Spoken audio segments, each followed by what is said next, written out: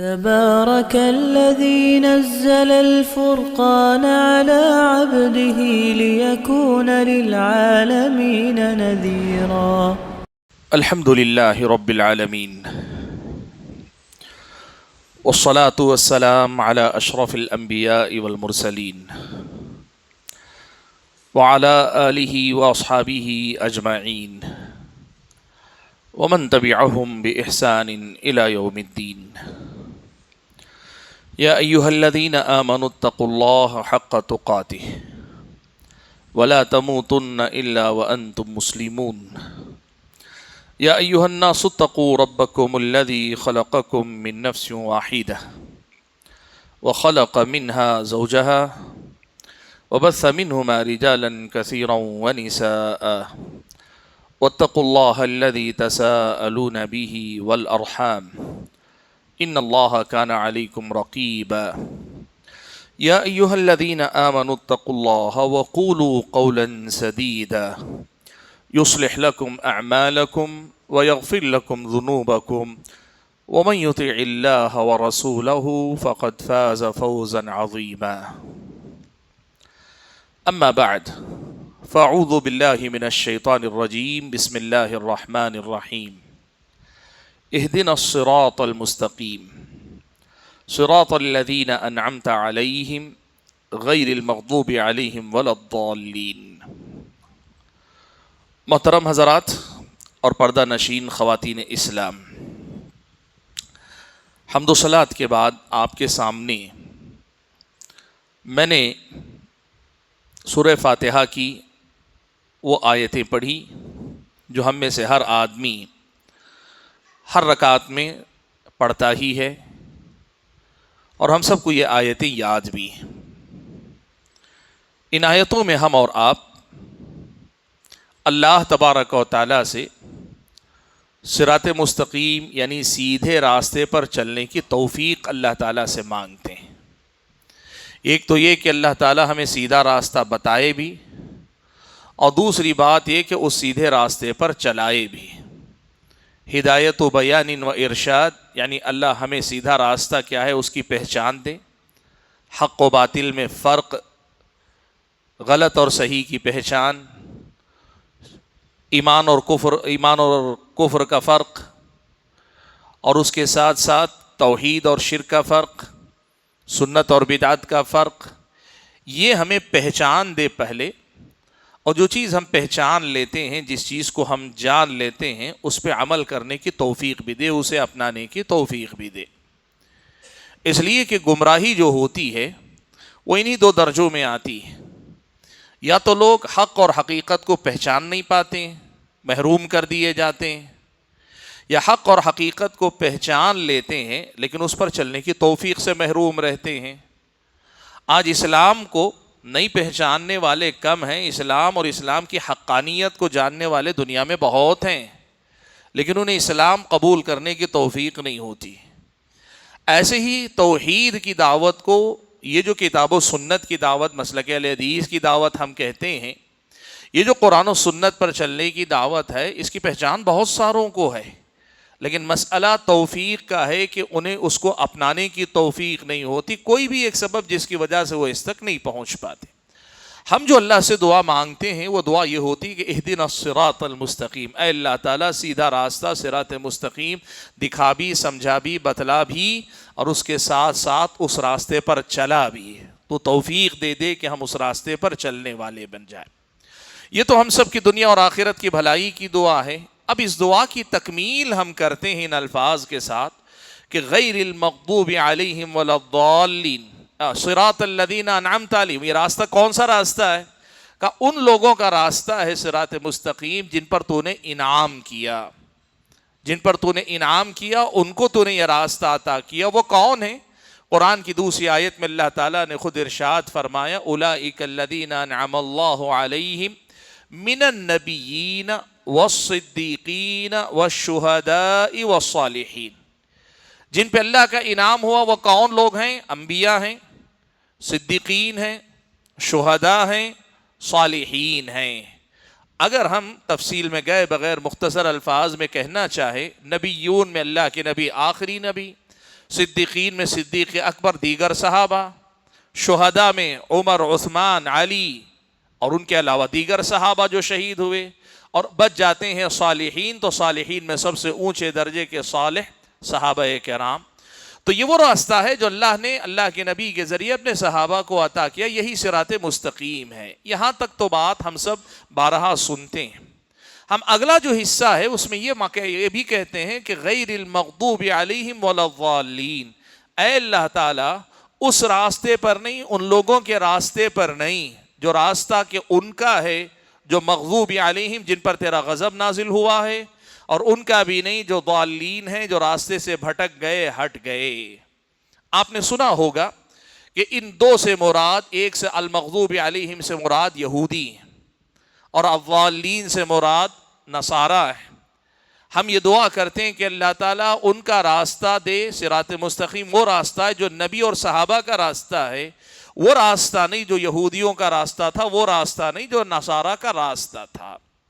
یہ آیت کا سیدھا سیدھا مفہوم ہے۔ اس آیت کی وضاحت سے میں جس نقطے تک آپ کو لے کر آنا چاہتا ہوں وہ یہ، دیکھیے ہمیں ہر اس غلطی سے بچنا پڑے گا جو یہودیوں کی غلطی تھی، اور ہمیں اس غلطی سے بچنا پڑے گا جو نصارہ کی غلطی تھی، عیسائیوں کی غلطی تھی، اور ہمیں ہر وہ اچھائی اپنانی پڑے گی جو اللہ کے نبی اور آپ کے صحابہ کے طریقے کی تھی۔ اور اسی سیاق میں ایک بات اہل علم نے نقل کی ہے، اور وہی آج میرے اپنے درس کا اصل میں عنوان ہے یا پیغام ہے، اصل میں وہ یہ کہ المغضوب علیہم، یہودی جو تھے وہ علم والے تھے۔ اہل کتاب جب کہتے ہیں سب سے پہلے اس سے مراد یہودی ہوتے ہیں، وہ علم والے تھے، وہ کتاب والے تھے، لیکن عمل والے نہیں تھے۔ علم تھا، عمل نہیں تھا۔ اور ان کے مقابلے میں ضالین جن کو کہا گیا نصارہ، یہ انتھک محنت کرنے والے، رہبانیت اختیار کرنے والے، دنیا چھوڑ کر بے نیاز ہو جانے والے تھے، لیکن صحیح علم کی بنیاد ان کے پاس نہیں تھی۔ اسی لیے اہل علم نے کہا عیسائی وہ ہیں جو بہت عمل کرتے تھے لیکن بغیر علم کے عمل کرتے تھے۔ الذین انعمت علیہم، ایمان والوں کا راستہ کون سا ہے معلوم آپ کو؟ یہ علم اور عمل کا راستہ۔ یہ علم والے بھی ہوتے ہیں، عمل والے بھی ہوتے ہیں۔ ایسا نہیں کہ ان کے اندر علم بہت ہے اور عمل نہیں ہے، اور ایسا بھی نہیں کہ عمل کا جذبہ ہے، عمل کا شوق ہے اور خوب عمل کرتے ہیں لیکن علم کی راہ میں آگے نہ بڑھتے ہوں، ایسا بھی نہیں۔ صرف علم کے راستے پہ آگے بڑھتے جانا، عمل چھوڑ دینا یہودیوں کا طریقہ ہے، اور صرف عمل کی بات کرنا، علم حاصل کرنے سے بے نیازی کا اظہار کرنا، یہ نصارہ، عیسائیوں کا، کرسچنز کا طریقہ ہے۔ اہل ایمان کا، اللہ کے نبی اور صحابہ کا طریقہ کون سا ہے؟ وہ علم اور عمل دونوں کو ساتھ لے کر چلنے والا طریقہ ہے۔ اور آج یہ بات میں آپ کے سامنے رکھنا چاہتا ہوں کہ بھائیو دیکھو، اہل اسلام کا طریقہ ہے، مسلمانوں کا طریقہ اور کتاب و سنت کی دعوت پر چلنے والوں کا طریقہ یہ کہ علم و عمل کو ساتھ لے کر وہ چلا کرتے ہیں۔ آج ہماری اور آپ کی زندگی میں دونوں پہلو توجہ کے طلبگار ہیں۔ ہم اپنی بات کرتا ہوں، ہمارے اپنے حلقے کی بات کریں، ہمارے اپنے احباب نوجوانوں کے، ہماری اپنی بہنوں، ہماری مائیں، ہمارے اپنے نوجوان ساتھی، انہی کی بات کریں۔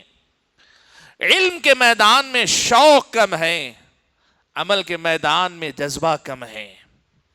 حصول علم کا شوق بڑا کم ہے، اور جو سیکھ لیتے ہیں تو اس کے بعد جو عمل کا مرحلہ آتا ہے تو عمل میں مقابلہ کرنا، ایک دوسرے سے بہتر بننے کی کوشش کرنا، ایک دوسرے پہ سبقت لے جانا، یہ ہماری اور آپ کی زندگی میں بہت کم ہے۔ اس کا مطلب کیا ہے معلوم؟ ہمیں صراط مستقیم معلوم ہے، صراط مستقیم کے تقاضے معلوم ہیں، لیکن افسوس اس کا ہے کہ اس کو اپنانے کی توفیق سے ہم اور آپ محروم ہو رہے کسی درجے میں۔ دیکھیے ایک بات یاد رکھیے، جو محرومی ہوتی ہے نا، میں نے آپ کو بتایا اہدنا الصراط المستقیم میں ہم دو چیزیں مانگتے ہیں اللہ تعالیٰ سے۔ ایک تو یہ کہ سیدھا راستہ بتلا، اور دوسری چیز ہے سیدھے راستے پر چلا۔ ہم میں سے بہت سارے بھائی وہ ہیں جنہیں اللہ تعالیٰ نے سیدھے راستے کی پہچان دی، اب جب چلنے کا مرحلہ آ رہا ہے، نہ ہم پوری طرح ہدایت سے محروم ہیں، نہ پوری طرح ہدایت سے بہرور ہیں۔ یعنی نہ تو پوری ہدایت ہمیں ملی ہے چلنے کے معاملے میں، نہ پوری طرح سے ہم اور آپ جو ہے محروم ہیں۔ کیسے؟ دیکھیے میں آپ کو بتاتا ہوں بات۔ اللہ تعالیٰ کی طرف سے ہدایت چلنے کی، عمل کرنے کی اللہ پوری توفیق دے دے، پھر ہم پورے کے پورے باعمل بن جائیں گے. اور اگر اللہ تبارک و تعالی ہدایت یعنی عمل کرنے کی توفیق سے پوری طرح محروم کر دے، ہم سے کوئی عمل نہیں ہو پائے گا، کوئی نیکی نہیں ہو پائے گی، کوئی کام نہیں کر پائیں گے. یاد رکھیے گا یہ ہدایت کا جو درجہ ہے نا، یہ توفیق کا جو درجہ ہے، یہ توفیق کا درجہ ایک درجہ نہیں، درجات ہیں. یہ اللہ تبارک و تعالیٰ کی طرف سے یہ توفیق ہر آدمی کو حسب حال ملتی ہے. یعنی آدمی جس کے لائق اپنے آپ کو اللہ کے سامنے ثابت کر پاتا اتنی توفیق اللہ تعالیٰ دیتا ہے. یہ بات اچھی طریقے سے یاد رکھیے آپ. یہ جو عمل کرنے کی توفیق، علم حاصل کرنے کی توفیق، صحیح راستے کو پہچان لینے کے بعد اس پر عمل کر پیرا ہونے کی جو توفیق ہے، اس کا تعلق اللہ تبارک و تعالیٰ کے فضل سے ہے، لیکن اس سے پہلے عدل سے بھی ہے کہ اللہ تبارک و تعالیٰ کیا کرتا ہے، بندے کو حسب توفیق اس کے حساب سے دیتا ہے. اور یہ توفیق کیسے فیصلہ ہوگا کہ آپ کو کم ملنی چاہیے، آپ کو زیادہ، آپ کو اور زیادہ، اور مجھے سب سے کم، آپ کو سب سے زیادہ، یہ کیسے فیصلہ ہوگا؟ یہ فیصلہ ہوتا ہے قرآن کی ایک آیت میں اللہ تعالیٰ نے یہ بات ہمیں سمجھائی. اللہ تبارک و تعالیٰ نے فرمایا فَأَمَّا ثَمُودُ فَهَدَيْنَاهُمْ فَاسْتَحَبُّوا الْعَمَى عَلَى الْهُدَى. اللہ تعالیٰ کیا کرتا ہے، سب سے پہلے لوگوں تک ہدایت پہنچاتا ہے، یعنی صحیح بات اللہ تعالیٰ سمجھاتا ہے، بتلاتا ہے. اب اللہ تعالیٰ کی طرف سے یہ جو ہدایت، یہ رہنمائی، یہ روشنی، یہ اجالا، یہ جو اللہ تعالیٰ نے حقیقت کی پہچان، سچائی کی پہچان دی، یہ اللہ کا انعام ہوا. اس انعام کے بدلے میں بندہ اپنی طرف سے کیا شوق دکھاتا ہے، کیا توجہ دکھاتا ہے، کتنا جذبہ دکھاتا ہے، کتنا آگے بڑھ کے آتا ہے، اس پر اصل میں بات کی توفیق ڈیپینڈ ہوتی ہے. اللہ نے کہا فَأَمَّا ثَمُودُ فَهَدَيْنَاهُمْ، قوم سمود کو ہم نے رہنمائی دی، صحیح راستے کی پہچان دی.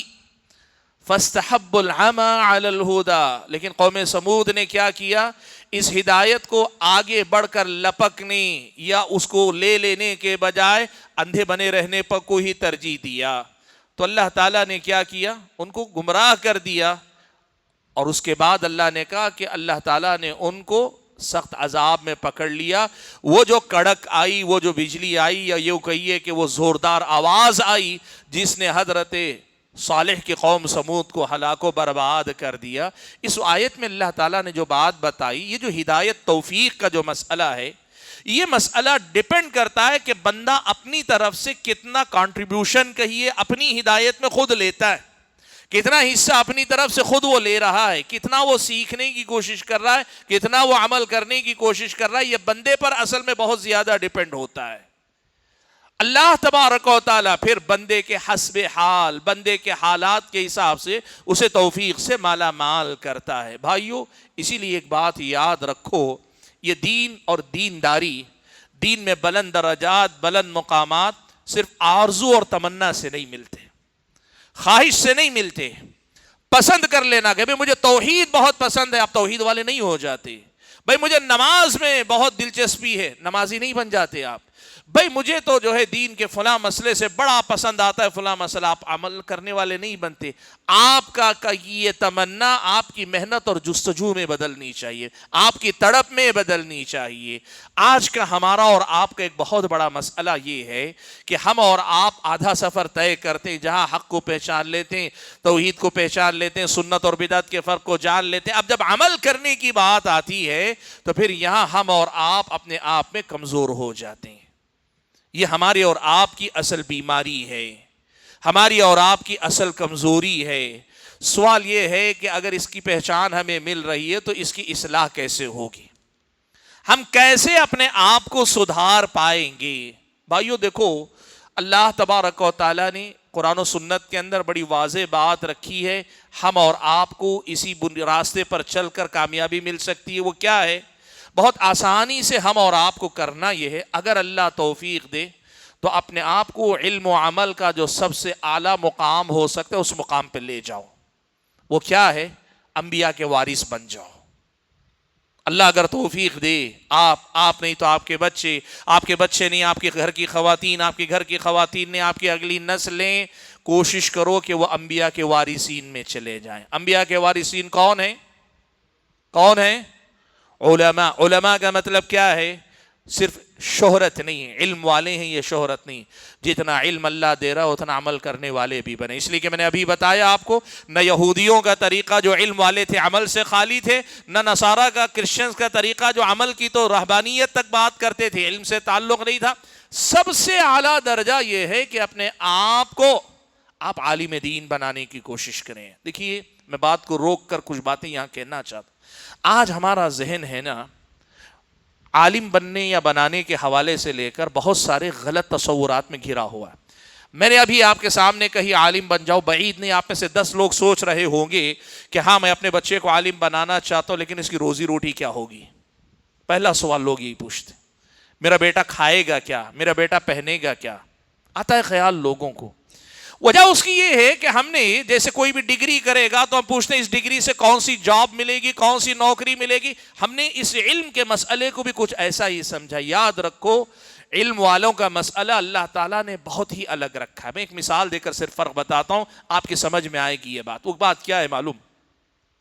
بعض اہل علم نے ایک بڑا پیارا جملہ لکھا ہے. وہ کیا لکھا ہے؟ کہتے ہیں النیت تجارت العلماء، نیت علماء کی تجارت ہے. کیا مطلب ہے اس کا؟ کہا علم والے علم کی وجہ سے کئی ایسے اعمال جو لوگ ایسے ہی کر لیتے ہیں جو نہ ثواب نہ عذاب کا کام بن کے رہ جاتے ہیں. عام آدمی جب کرتا ہے تو اسے عام کام سمجھ کے کرتا ہے، یا کوئی ایک نیکی کرتا ہے تو اس میں ایک نیت وہ کرتا ہے، اسے اس کا ثواب مل جاتا ہے. لیکن علم والا صاحب بصیرت ہونے کی وجہ سے، علم والا ہونے کی وجہ سے وہ عام کام جو عادات ہیں ان عادات کو عبادات میں بدل سکتا ہے اپنی نیتوں کے ذریعے. اسے سلیقہ آتا ہے کہ اپنے معمولات زندگی کو بھی کیسے میں اپنی عبادت میں بدل لے سکتا ہوں. اور اتنا ہی نہیں، ایک عمل میں مثال کے طور پر ایک سے زائد نیت میں کہاں کر سکتا ہوں؟ عمل ایک ہی کروں گا، مجھے 2 عمل کا ثواب مل جائے. علم ایک ایسی روشنی، ایک ایسی بصیرت ہے کہ آدمی کو عمل کی تجارت میں ماہر تاجر بنا دے گا. میں ایک مثال صرف آپ کو دینا چاہ رہا ہوں کہ ہم جب بات کر رہے ہیں کہ سب سے اونچا درجہ یہ ہے کہ آپ اپنے آپ کو طبقہ علماء میں، طلب علم کی راہ میں لگا دو، تو اس لیے کہہ رہے ہیں کہ یہ جو صراط مستقیم پر چلنے کا جو مسئلہ ہے، اس معاملے میں سب سے بہتر وہ ہوں گے جو انبیاء کے وارث ہوں گے. انبیاء کے وارثین کون؟ جو علم والے، اور علم وہ جو عمل کے ساتھ آئے. اس لیے کہ اسلامی شریعت میں علم بغیر عمل کے کوئی تصور نہیں. علم عمل کے ساتھ چلتا ہے، یہ دونوں ساتھ میں چلتے ہیں. حتف العلم بالعمل فإن أجابه وإلا ارتحل. علم نے عمل کو آواز دی، یا علم عمل کو آواز دیتا ہے، عمل ساتھ دیتا ہے تو علم ساتھ چلتا ہے، ورنہ علم بھی ساتھ چھوڑ کر چلا جاتا ہے. وہ علم جس پر آدمی عمل نہ کرے اکثر آدمی کا ساتھ چھوڑ دیتا ہے. تو پہلا درجہ میں کہہ رہا ہوں کہ آپ کو اندازہ نہیں ہے کہ اللہ کی بندگی یا صراط مستقیم پر چلنے کی راہ میں آپ اگر خود طالب علم بن جائیں، آپ خود علم والے بن جائیں، آپ خود عالم دین بن جائیں تو کتنا اونچا درجہ ملے گا، کتنے اچھے اللہ کے بندے آپ بنیں گے. ظاہر سی بات ہے ہر کسی کو عالم بننے کا نہ موقع ملتا ہے، نہ توفیق ہوتی ہے، نہ حالات اس کا ساتھ دیتے ہیں. تو پھر دوسرا درجہ کیا ہے معلوم آپ کو؟ آپ عام مسلمان رہیں لیکن آپ اپنے آپ کو اپنی طاقت، اپنی استطاعت کے مطابق علم حاصل کرنے والا بنائیں. آپ کی جو طاقت، آپ ہو سکتا ہے وہ عالم نہ بنے جو کبھی ممبر پہ کھڑے ہو کے خطبہ دے، کبھی اس جگہ مجلس پہ بیٹھ کے درس دے، کبھی لوگوں کے فتووں کا جواب، لوگوں کو فتویٰ دے، جواب دے. ہو سکتا ہے آپ اس درجے تک نہ پہنچیں، لیکن کم سے کم اس درجے میں تو آپ بن ہی سکتے ہیں کہ آپ جو عمل آپ کر رہے ہیں، جو بھی عمل آپ کر رہے ہیں، جو آپ کا کام ہے، جو بھی کام ہے، وہ آپ پورے علم کے ساتھ کر رہے ہیں. اور وہ عمل جو صرف مجمل معلومات پر کیا جاتا ہے اور وہ عمل جو علم کی تفصیلات کے ساتھ کیا جاتا ہے، دونوں میں بڑا فرق ہوتا ہے. جیسے میں ایک مثال آپ کو دیتا ہوں. دیکھیے نماز ابھی آپ نے پڑھی، آپ میں سے اگر کوئی بھائی ایسے ہیں ان کو اللہ اکبر کا معنی نہیں معلوم، سمی اللہ لمن حمیدہ کا معنی نہیں معلوم، السلام علیکم ورحمۃ اللہ کا معنی نہیں معلوم، نماز میں پڑھی جانے والی سورہ فاتحہ، دوسری جو دعائیں ہیں، تسبیحات ہیں، اس کا معنی نہیں معلوم، التحیات کا معنی نہیں معلوم، آپ کی نماز صحیح ہے. آپ کی نماز صحیح ہے، آپ کی نماز اللہ تعالیٰ کے پاس رد نہیں ہوگی. آپ نے ساری چیزیں پڑھی، نماز ہو گئی. اور آپ میں سے دوسرا بھائی وہ ہے یا دوسرے افراد وہ ہیں جنہیں مثال کے طور پر اللہ اکبر کا معنی معلوم ہے، آپ نے جب اللہ اکبر کہا تو نہ صرف الفاظ ادا کیے، اس کے معنی کو ذہن میں مستحضر رکھا کہ اللہ تو سب سے بڑا ہے، اور یہ کہتے ہوئے آپ اپنے آپ کو محسوس کرنا میں تیرے سامنے آ کے ذلیل ہو رہا ہوں، جھک رہا ہوں، عاجز ہو رہا ہوں۔ آپ سمع اللہ لمن حمیدہ پڑھ رہے ہیں کہ اللہ نے اس کی دعا سن لی، جس نے اس کی حمد و ثنا بیان کی، فوراً آپ نے کہا ربنا ولک الحمد حمدا کثیرا طیبا۔ یہ جو دعا آپ نے پڑھی تو آپ کو محسوس ہوا رب نے میری دعا سن لی۔ جب دونوں نماز سے فارغ ہوں گے نا، نہ نماز کا درجہ ایک ہوگا ثواب میں، نہ ہی جو ہے نماز کا اثر دونوں کا ایک جیسا ہوگا۔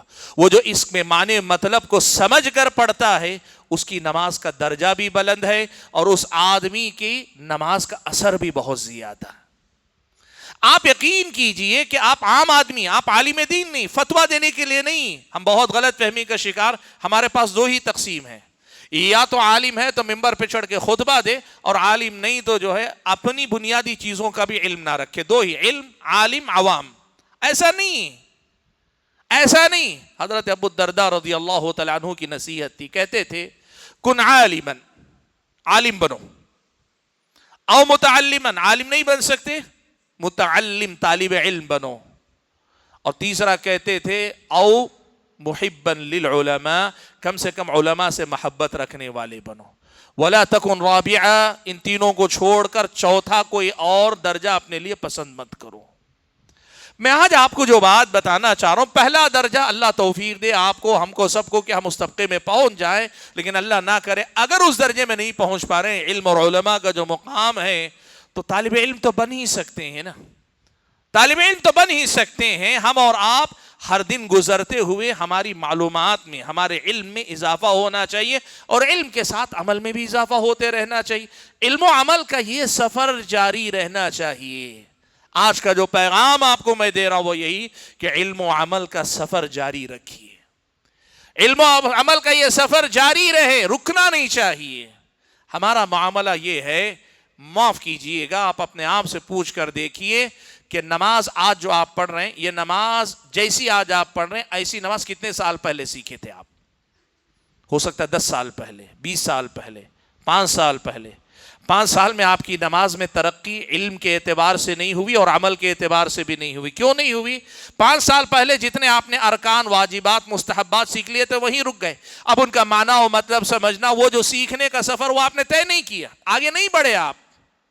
یہ جو مسئلہ ہے، اس مسئلے کو ہم اور آپ کو سمجھنے کی ضرورت ہے کہ یہ علم و عمل کا سفر ہمارا جاری رہنا چاہیے، سیکھتے رہنا چاہیے۔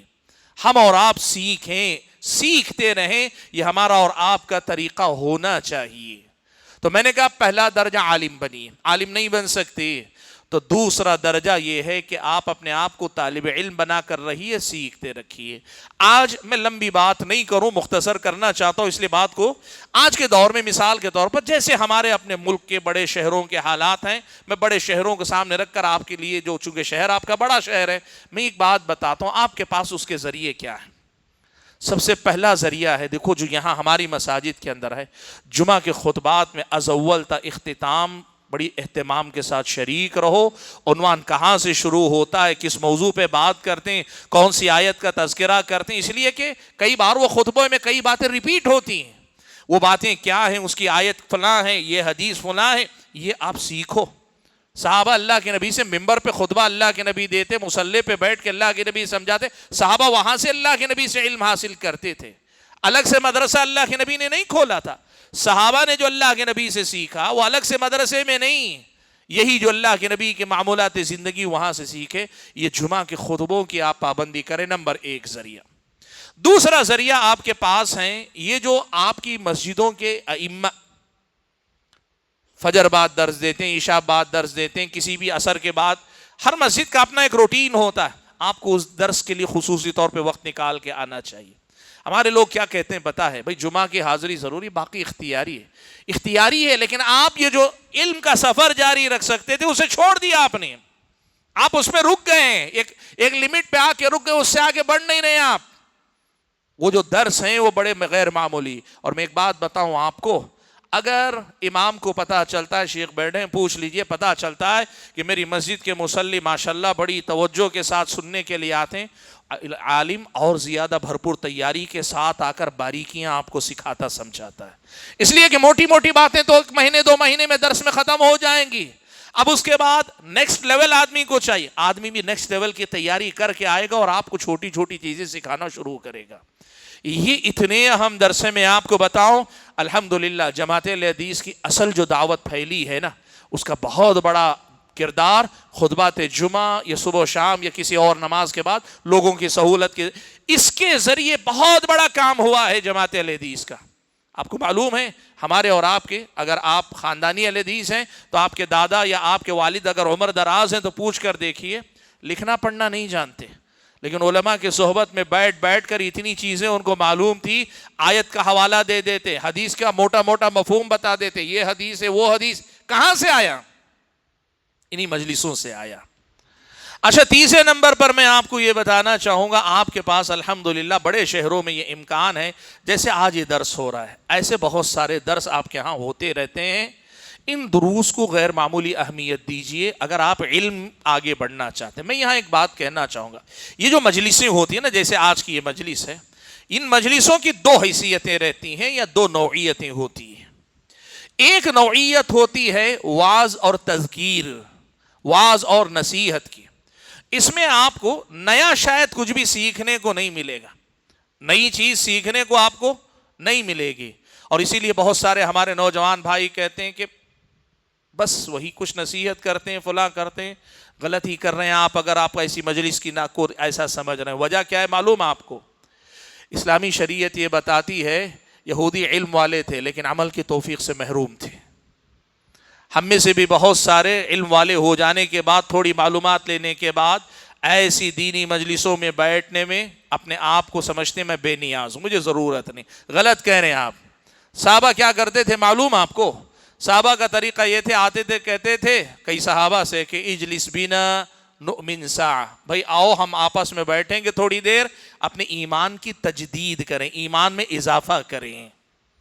تو جو مجلس میں آپ بیٹھتے ہیں، اس مجلس میں نیا سیکھنے کو کچھ نہیں ملے گا، لیکن یہ نصیحت، یہ مجلس نصیحت ہے، مجلس واعظ ہے، مجلس تذکیر ہے، یاد دہانی کی مجلس ہے. آپ کو بیٹھنا چاہیے. اور اگر اس کے فضائل پہ میں بات کروں، بہت فضائل ہیں. اللہ کے نبی صلی اللہ علیہ وسلم نے کہا، مجتمع قوم فی بیت من بیوت اللہ یتلون کتاب اللہ ویتدارسونہ بینہم الا نزلت علیہم السکینہ وحفتہم الملائکہ وذکرہم اللہ فی من عندہ.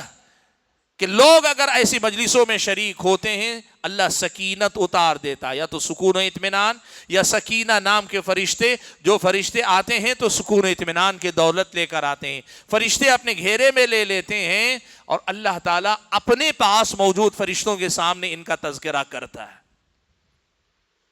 اور میں آپ کو بتاؤں ایک اور روایت میں جسے شیخ البانی نے صحیح قرار دیا، اللہ کے نبی صلی اللہ علیہ وسلم نے یہ بھی کہا کہ جب ایسی کسی مجلس میں جس میں اللہ کا ذکر ہوتا ہے لوگ بیٹھتے ہیں، اللہ تعالیٰ ان کے گناہوں کو نیکیوں سے بدل دیتا ہے. سبحان اللہ.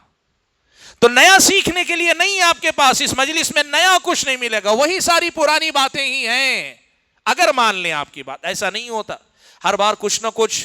90% اگر پرانی باتیں تو 10% کچھ نئی باتیں سیکھنے کو ملتی ہی ہیں.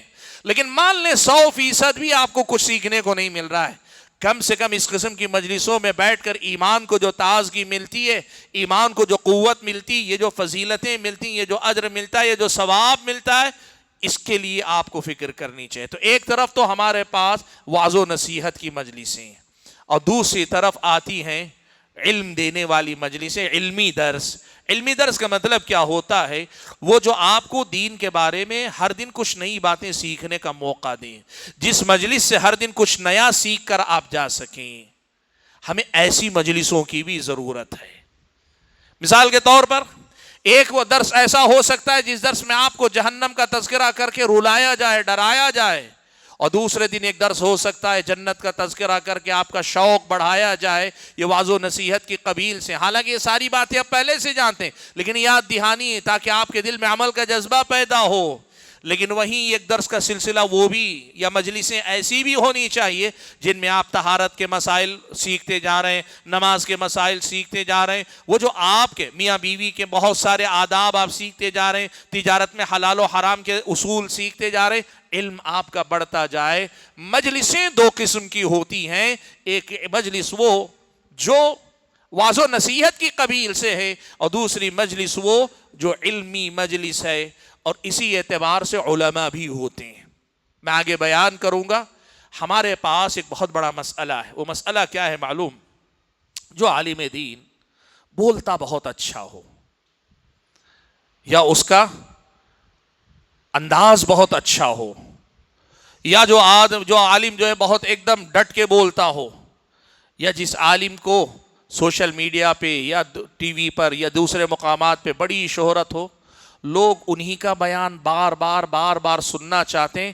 کئی بار ایسا ہوتا ہے کہ ایسے عالم دین کے پاس علم ہے لیکن محدود علم ہے، اب بس لوگوں کو پسند آتے ہیں، بات کہاں آتی ہے؟ پسند آتے ہیں، اچھا لگتا ہے، ان کی بات سننا چاہتے ہیں۔ یقیناً سنیے، اس لیے کہ ان سے آپ کو عمل کی تحریک ملے گی، لیکن یہ واعظ و نصیحت کی قبیل سے بات ہو گئی۔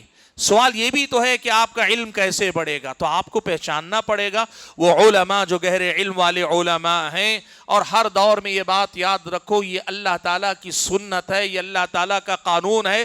علم والے معتبر مستند علماء چھپتے نہیں ہیں، یہ اندھیروں کے چراغ ہیں۔ اللہ تعالیٰ اندھیری رات میں جیسے ٹمٹماتے چراغ ہوتے ہیں نا، یا سورج اور چاند ہوتے، اللہ تعالیٰ ان کو ایسے ہی روشن کرتا ہے۔ تلاش کرنے والے اچھے مستند بڑے علماء کو آسانی سے پہچان لیتے ہیں۔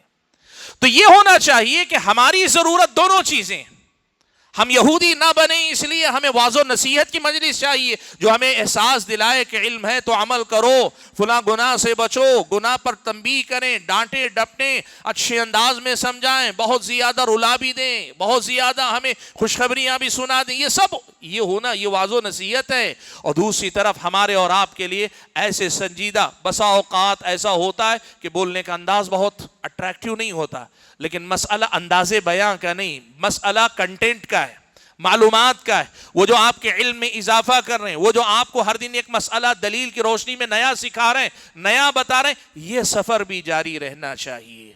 میں نے کہا دوسرا درجہ یہ ہے کہ آپ طالب علم بنے، اور طالب علم بننے کے لیے آپ کو مسجدوں سے جو مل رہا ہے اس میں یہ جو مجلسیں ہیں، ان مجلسوں میں دونوں باتیں رکھیں۔ معاف کریں، میں ایک بات کہنا چاہوں گا، ہماری مسجدوں کے ذمہ دار، جماعت و جمعیت کے ذمہ دار، یا ہمارے اپنے نوجوان بھی اکثر کیا کرتے ہیں، جمعہ کے خطبے کے لیے انتخاب ہو، پروگرام کے لیے انتخاب ہو، فلاں کے لیے انتخاب ہو، ہمیں وہ عالم چاہیے جن کو سننے میں بہت اچھا لگتا ہے۔ اچھی بات ہے، غلط نہیں، لیکن کب تک صرف اچھا بولنے والوں کو آپ سنیں گے؟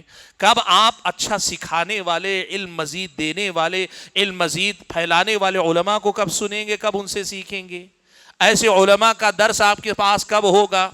دونوں کی ضرورت ہے، بات سمجھیے آپ میں کہہ رہا ہوں۔ آپ ایک عالم سے علم لے لیتے ہیں، لیکن ان کے پاس سے اٹھنے کے بعد، حالانکہ ایسا نہیں، علم کی اپنی تاثیر ہے، لیکن آپ کے حساب سے کہیں کہ بہت زیادہ کچھ ہمیں اٹریکٹیو نہیں لگے، تو ٹھیک ہے، کبھی ان کو بھی سن لیں، کبھی ان کو بھی سن لیں، لیکن یہ دونوں کا بیلنس ہونا چاہیے۔ ہمارا مسئلہ یہ ہے کہ یا تو ہم میں سے بعض حضرات صرف کہتے نہیں صرف ہم علماء کی بات سنیں گے، علماء سے مراد بڑے اور معتبر، اور جو نصیحت واعظ کرنے والے ہم ان کو نہیں سنیں گے، نہیں، اس کی بھی ضرورت ہے اللہ کے بندو۔ اور کئی بار ایسا ہوتا ہے کہ ادھر آ جاتے ہیں کہ ہم ان کو سنیں گے جو بہت زیادہ اچھا بولتے ہیں اور علم سیکھنے سے محروم رہتے ہیں۔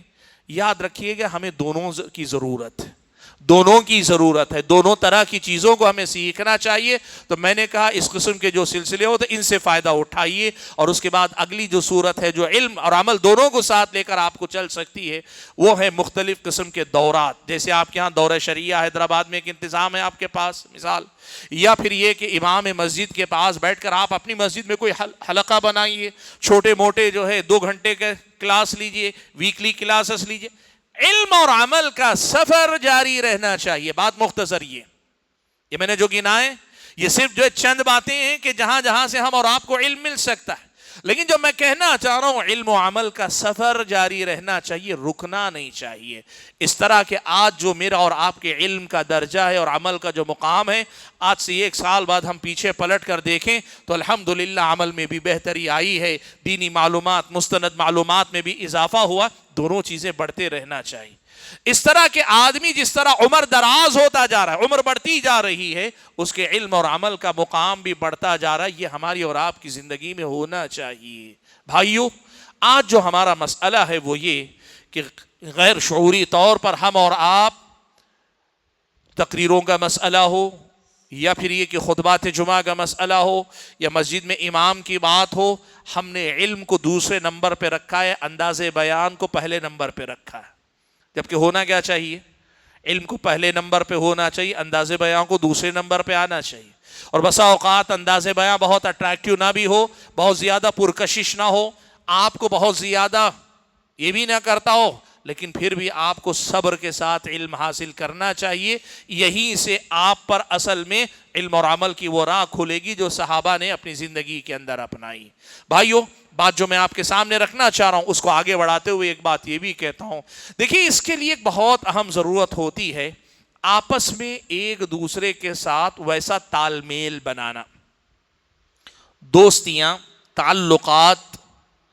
ایسے کہ مثال کے طور پر آج آپ کی اس مسجد میں پروگرام ہو رہا ہے، آپ کے تعلقات ایسے ہوں کہ اطراف و اکناف کی کم سے کم جو آسانی سے آ سکتے ہیں وہاں کے نوجوان ساتھیوں کو آپ یہاں لے کر آئیں۔ کل اللہ کرے کہ کسی اور مسجد میں پروگرام ہوگا، آپ کو یہاں سے وقت نکال کر، ہم اس کے قائل نہیں، نہ شریعت اس کا حکم آپ کو دیتی ہے کہ آپ کاروبار چھوڑ دیں، گھر بار چھوڑ دیں، سب چھوڑ چھاڑ کر اللہ پہ بھروسہ کر کے نکل جائیں والی بات نہیں۔ آپ اپنا کاروبار کیجئے، آپ اپنی نوکری کیجئے، آپ اپنی جو ضرورتیں دیکھیے، اپنا گھر سنبھالیے، لیکن یہ بات آپ کے سامنے کلیئر ہونی چاہیے کہ ایک وقت علم و عمل کے اس سفر کے لیے لگنا چاہیے۔ علم و عمل کے اس سفر کے لیے آپ کا ایک وقت لگنا چاہیے۔ اور آخری بات جو اس سلسلے میں کہوں گا، بڑی اہم بات آپ کے سامنے کرنا چاہتا ہوں، وہ کیا ہے؟ بھائیو دیکھو، آپ کا فیملی ڈاکٹر ہوتا ہے نا؟ کم سے کم فیملی ڈاکٹر کا نام نہ ہو، محلے کا ڈاکٹر تو آپ کا فکس ہے، اس کے پاس جاتے ہیں، سردی کھانسی، بچے کو بخار ہوا، آپ کا بدن درد کیا جاتے ہیں، ایک ڈاکٹر ہوتا ہے آپ کا، ایک فیملی ڈاکٹر ہوتا ہے۔ بڑے جو بزنس مین ہوتے ہیں نا، ان کے پاس ایڈوائزرز ہوتے ہیں، یعنی مشورہ دینے والے خاص ان کے اپنے ہوتے ہیں۔ کئی بار ایسا ہوتا ہے لیگل ایڈوائزر ہوتے ہیں، ایک وکیل ہوتا ہے جو ان کے کاروبار کو دیکھتا ہے۔ آپ کا حساب و کتاب کرنے کے لیے چارٹرڈ اکاؤنٹنٹ آپ کا فکس رہتا ہے۔ بینک سے کوئی بھی معاملہ کرتے ہیں، فون کر کے پوچھ لیتے ہیں یہ کیسا کرنا، وہ کیسا کرنا، اس کو چیک میں دوں کہ اس میں کیش میں دوں، کتنا کیش دوں، کتنا سب کے میدان میں ہم جاتے ہیں۔ ایک مسئلہ سمجھو، آپ کے اپنے دینی مسائل کے حل کرنے کے لیے کم سے کم کسی ایک عالم دین سے آپ کا ریگولر رابطہ رہنا چاہیے۔ اور وہ عالم دین کون ہونا چاہیے؟ وہ آپ کی مسجد کا امام ہونا چاہیے۔ میں اگر آپ کو پوچھوں تو برا مت مانیں، اگر آج امام صاحب یہاں پہ پڑھنے والے مصلیوں کے سب کے نام نہیں جانتے ہیں تو پھر آپ کو سوچنا چاہیے میرا تعلق امام صاحب سے کمزور، اتنا ملو کہ ان کو آپ کا نام یاد ہو جائے۔ آپ کو پوچھنا چاہیے، مثال کے طور پر آپ مل کر پوچھیں، مولانا یہ مسئلہ وہ مسئلہ، آپ کے گھر کی ضروریات، میں نے کہا نا، کاروبار میں آپ کرتے ہیں، آپ اپنی دنیا میں کرتے ہیں، آپ اپنی بیماری میں ڈاکٹروں سے پوچھتے ہیں، جیسے آپ کا فیملی ڈاکٹر ہے ویسے آپ کے گھر کا ایک عالم ہونا چاہیے۔ اور اسی لیے میں نے کہا سب سے پہلے اگر آپ خود عالم دین ہو جائیں تو آپ اپنے خاندان کے لیے، اپنی بستی کے لیے کافی ہو جائیں، اور آپ نہیں ہو سکتے تو کم سے کم کوشش کریں کہ کسی معتبر مستند عالم دین سے آپ کا رابطہ ہو۔ اور میں یہ بات کہوں، کسی بھی مسجد میں اگر آپ کو لگتا ہے یہ عالم دین بہت زیادہ گہرا علم نہیں رکھتے، تب بھی آپ ان سے رابطہ رکھیے، البتہ ان سے یہ پوچھیے، کوئی مسئلہ آپ پوچھتے ہیں یہ مولانا سے پوچھ کر مجھے بتا دیجیے، وہ پوچھ کر بتائیں گے آپ کو۔ یہ جو سلسلہ ہے نا، یہ ہمارے ہاں مضبوط کرنے کی بڑی ضرورت ہے۔ ایک اچھا عالم دین مسجد میں ہو، معاف کیجئے گا بات میں بات سے بات نکلتی جاتی، کچھ باتیں آتی جاتی ہیں تو بولنا، یہ بھی ایک مسئلہ چل پڑا ہے، بڑے شہروں میں یہ مسئلہ ایک شکل بن گئی ہے۔ اب یہ ہو گیا ہے کہ مسجد میں ہم کیا کریں گے، صرف ایک اچھی قرات پڑھنے والے امام کو رکھیں گے۔ خطبہ جمعہ کے لیے کیا کریں گے، ہر جمعہ جو ہے کبھی بنگلور سے، کبھی ممبئی سے، کبھی دلی سے، کبھی کلکتہ سے ہم ایک عالم کو بلا لیا کریں گے، ٹھیک ہے، خطبہ جمعہ ہو گیا۔ بقیہ دنوں میں امام کا کام کیا صرف نماز پڑھانا ہے؟ اصل مسئلہ یہ کہ یہ کردار ہم بھول گئے کہ یہ ہمارا فیملی ممبر ہے، یعنی جیسے فیملی ڈاکٹر ہوتا ہے ویسے یہ ہماری فیملی کا رہنما عالم. یہ کردار ہم نے بھلا دیا. اب ہمیں آسان لگتا ہے کہ بھئی کیا ضرورت ہے کسی مستند عالم دین کو لا کے امام بنا کے رکھیں, خطیب بنا کے رکھیں. امام رکھ لیں گے, حافظ قرآن ہے, اچھی تلاوت نماز بڑی اچھی آواز میں پڑھاتے ہیں, خطبہ جمعہ کے لیے ہم باہر سے بلا لیں گے. ذمہ داروں کی یہی سوچ ہے آج. یہ نہیں ہو سکتا. باہر سے آنے والا وقت کا علامہ بھی ہوگا, اس کا خطبہ ایک خطبہ ہو سکتا ہے, ہفتے بھر لوگوں کی ضرورتوں پورا کرنے کا کام اس سے نہیں ہو سکتا. اور اگر آپ یہ سمجھتے ہیں کہ اچھے بڑے علماء کسی کو بلا کر 4 جمعہ آپ نے کروا دیے اور جو ہفتہ بھر لوگوں کی ضرورتیں وہ بتانے کی قابلیت رکھنے والا آپ کی مسجد میں نہیں ہے, تو پھر آپ نے مسجد کی ذمہ داری نہیں نبھائی. آپ کو یہ سمجھنا چاہیے مسئلہ. بات دور جائے گی اگر میں جاؤں گا تفصیلات میں. تو کہنا یہ چاہ رہا ہوں آپ کی مسجد, جس مسجد میں آپ نماز پڑھتے ہیں اس مسجد کے امام سے رشتہ بڑا گہرا ہونا چاہیے. اور آپ یقین کیجئے جب یہ تال میل بنے گا نا, آپ دیکھیے ہماری قوم, ہماری جماعت, ہمارے افراد, ہمارے مرد و خواتین علم و عمل کے سفر میں کتنی تیزی سے ترقی کریں گے, بڑی تیزی سے ترقی کریں گے. یہ جو بات میں نے آپ کے سامنے کہ اہدنا الصراط المستقیم, اے اللہ صراط مستقیم پر چلا. صحابہ کی زندگیوں میں اگر آپ دیکھیں اللہ کے نبی سے ایسے ہی رشتے سے وہ علم حاصل کرتے. اللہ کے نبی کا طریقہ تھا, نماز فجر کے بعد پیارے نبی صلی اللہ علیہ وسلم سلام پھیر کر بیٹھ جاتے. ٹھیک ہے, صحابہ بھی اللہ کے نبی کے آس پاس بیٹھ جاتے. اور کیا ہوتا, رات میں اگر اللہ کے نبی نے خواب دیکھا ہوتا, اللہ کے نبی خواب سناتے اپنا. نبی کا خواب وحی کا ایک حصہ ہے, اللہ کے نبی خواب سناتے. خواب کے بعد اللہ کے نبی صحابہ میں سے کسی کو موقع دیتے کہ وہ چاہے تو تعبیر بیان کرے, اور اگر وہ نہیں بیان کرتے اللہ کے نبی خود اس کا مفہوم, اس کی تعبیر بیان کرتے. کئی بار ایسا ہوتا کہ صحابہ میں سے کسی نے کوئی خواب دیکھا ہوتا تو اللہ کے نبی سے بیٹھ کر وہ خواب سناتے, وہ اللہ کے نبی صلی اللہ علیہ وسلم پھر اس کی تعبیر بیان کرتے. کئی بار ایسا ہوتا کہ بات سے بات نکلتی, صحابہ بات کرتے کرتے زمانے جاہلیت کی وہ جو گمراہیوں والی زندگی تھی وہ یاد کر لیتے. صحابہ کہتے ہیں حتیٰ کہ کئی بار ایسا ہوتا کہ ہمیں وہ پرانے دن یاد آ کر ہمیں بے ساختہ ہنسی آ جاتی, ہم کھل کھلا کے ہنس پڑتے, اللہ کے نبی مسکرایا کرتے تھے. ہماری مسجدوں میں ایسی مجلسیں نہیں رہ گئی, ہماری مسجدوں میں ایسی مجلسیں نہیں رہ گئی. یہاں تو ایسا لگتا ہے کہ ادھر اقامت ہو تو بڑی تیزی سے داخل ہوئے, سلام پھیرا کہ نہیں فوراً اٹھ کر نکل گئے. مجلسیں کب آباد ہوں گی؟ اور مجلسیں یہ آباد نہیں ہوں گی, علماء سے آپ کا ایسا رشتہ مضبوط نہیں ہوگا, علم و عمل کا سفر رک جائے گا. اور یہی اصل میں ہمارا مرض ہے. جو بات آج میں کہنا چاہ رہا ہوں نا, کہ اصل ہماری جو کمزوری ہے نا وہ یہ کہ ہم نے ایک ہدایت کے راستے کو پہچاننے کے بعد ایک حد تک چل کر اپنے آپ کو روک لیا. بس اب اس پہ چل رہے ہیں, مطمئن ہے, نہ ہمارا سفر آگے بڑھ رہا ہے, نہ ہمارے علم کا مقام آگے بڑھ رہا ہے, نہ عمل میں ہم آگے بڑھنے کو. یہ جو صورت حال ہے اس کو بدلنے کی ضرورت. اور اس کو بدلنے کے لیے میں نے آپ کو بتایا کن کن پہلوؤں پہ آپ کو محنت کرنی پڑے گی. اور سب سے آخری درجے میں یہ بات بتا رہا ہوں, اللہ تعالیٰ نے جدید وسائل دیے, موبائل دیا ہے, آپ کے سامنے انٹرنیٹ ہے, اچھے علماء کے خطابات اور اچھے علماء کے سلسلہ وار دروس جو کتابوں کی شکل میں پڑھائے جاتے ہیں نا. شروع میں آپ کا مزاج نہیں بنے گا, لیکن تھوڑا تھوڑا اگر آپ علماء کے ساتھ بیٹھنا شروع کریں گے پھر وہ دروس بھی آپ کو سمجھ میں آنے لگیں گے, کتنی اہمیت ان کی ہے. آخری درجے میں, اور میں یہ بات صاف ترتیب سے بتا رہا ہوں, علماء کی صحبت کے بعد یہ درجہ آتا ہے کہ آپ موبائل پر, انٹرنیٹ پر معتبر علماء کے دروس سننے کا سلسلہ جاری رکھیں.